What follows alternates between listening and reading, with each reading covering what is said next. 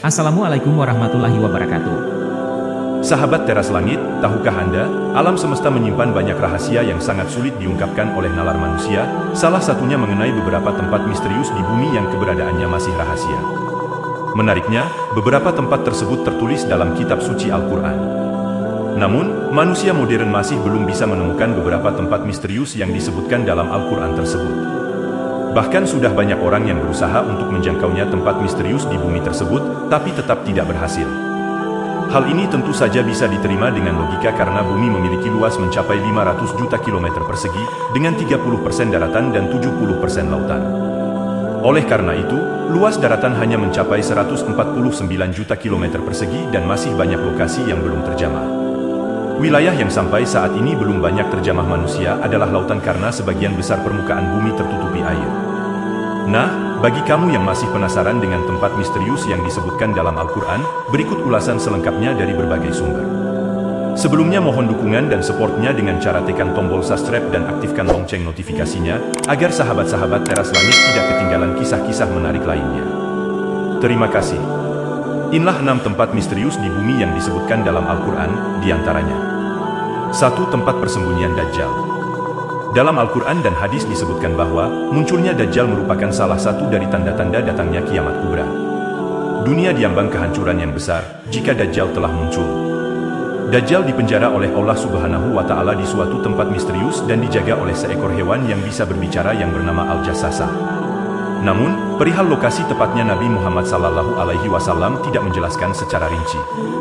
Hanya saja Rasulullah SAW menunjukkan arah tempat Dajjal keluar, yaitu dari perkampungan Yahudi Asbahan dan bersamanya ada 70.000 orang Yahudi. Hadits yang diriwayatkan Anasra, Dajjal akan keluar dari bumi di arah timur yang dinamakan dengan Khurasan. Artinya secara pasti diketahui bahwasanya tempat munculnya Dajjal adalah dari sebelah timur dan tak jauh dari daerah yang bernama Khurasan. Khurasan sendiri, sejak abad ketiga Masehi itu adalah suatu wilayah yang luas meliputi Iran, Afghanistan, Tajikistan, Turkmenistan, Kazakhstan, dan Uzbekistan. Sedangkan tentang pulau tempat Dajjal dikurung mungkin saja berada tak jauh dari wilayah itu dan banyak tersebar kabar bahwa Dajjal dikurung di salah satu pulau di Yaman yang bernama Socotra. Karena pulau ini benar-benar aneh dan punya hewan dan tumbuhan yang tidak ditemukan di tempat lain selain di pulau Socotra ini. Banyak orang yang mengaitkan tentang pulau Socotra ini sebagai pulau Dajjal. Namun ada pula yang mengatakan Dajjal di segitiga Bermuda dan ada beberapa pendapat lain yang menyebutkan tentang di mana pulau Dajjal ini sebenarnya. 2. Telaga Ainul Hayat. Beberapa ahli tafsir mengatakan bahwa Ainul Hayat merupakan sebuah telaga atau sebuah tempat yang memiliki mata air yang kalau airnya diminum maka orang itu tidak akan mati sampai hari kiamat kecuali dia memohon kepada Allah Subhanahu wa Ta'ala untuk dimatikan. Kisah tentang tempat Ainul Hayat ini berhubungan erat dengan dua tokoh besar yaitu Raja Zulkarnain dan penasihatnya, yaitu Nabi Khidir alaihi salam. Ada sebuah riwayat dari As-Salabi Imam Ali, suatu hari Raja Zulkarnain bertanya kepada malaikat tentang bagaimana ibadahnya malaikat kepada Allah Sang Pencipta. Kemudian, malaikat pun memberitahu kepada Zulkarnain bahwasanya ada malaikat yang sejak dia diciptakan dia selalu sujud dan tak pernah mengangkat kepalanya untuk selamanya, karena dia tidak mau menyia-nyiakan waktu untuk selalu beribadah kepada Allah Subhanahu wa Ta'ala. Maka Zulkarnain yang mendengar penuturan dari malaikat itu, dia menjadi tertarik sebab Zulkarnain ingin hidup abadi, supaya dia bisa lebih lama beribadah kepada Allah Subhanahu wa Ta'ala. Lalu dicarilah telaga itu oleh Zulkarnain dan Khidir alaihi salam, beserta dengan pasukan kerajaannya. Kemudian mereka menemukannya di tempat terbitnya matahari. Tempat itu digambarkan sebuah tempat yang gelap, namun bukan seperti gelap malam hari tapi gelap karena ada semacam asap atau kabut tebal. Singkat cerita yang meminum air dari telaga itu hanyalah Nabi Khidir alaihi salam, sementara Zulkarnain tidak meminumnya. Makanya ada khilaf dari para ulama. Ada yang mengatakan bahwasanya Nabi Khidir masih hidup sampai hari ini tapi ada juga yang mengatakan Nabi Khidir sudah wafat. Kemudian pada abad ke-14, ada seorang penjelajah yang bernama Juan Ponce de Leon, yang diutus oleh seorang raja yang bernama Raja Ferdinand, ditugaskan dalam memimpin ekspedisi pencarian mata air keabadian atau dalam Islamnya disebut dengan Ainul Hayat. Tapi sampai akhir hayatnya Ponce de Leon tidak menemukannya. Dia tewas karena dipanah oleh suku pedalaman dari India. Dengan demikian, tentang kepastian lokasi telaga Ainul Hayat hingga saat ini masih misterius. 3. Tembok Yakjuj dan Makjuj. Kisah misterius mengenai tembok besi raksasa yang dibangun oleh Raja Zulkarnain tidak lepas dengan keberingasan Yakjuj dan Makjuj, kaum perusak di muka bumi. Dikatakan dalam Al-Quran Surat Al-Kahfi ayat 93-97 bahwa tembok tersebut berada di antara dua gunung. Diceritakan bahwa Ya'juj dan Ma'juj adalah manusia yang juga keturunan Nabi Adam alaihi salam. Kehadiran tembok besi buatan Zulkarnain tersebut sampai saat ini masih menjadi misteri. Namun, tak jarang yang menyamakan bahwa tembok tersebut adalah tembok besar Cina.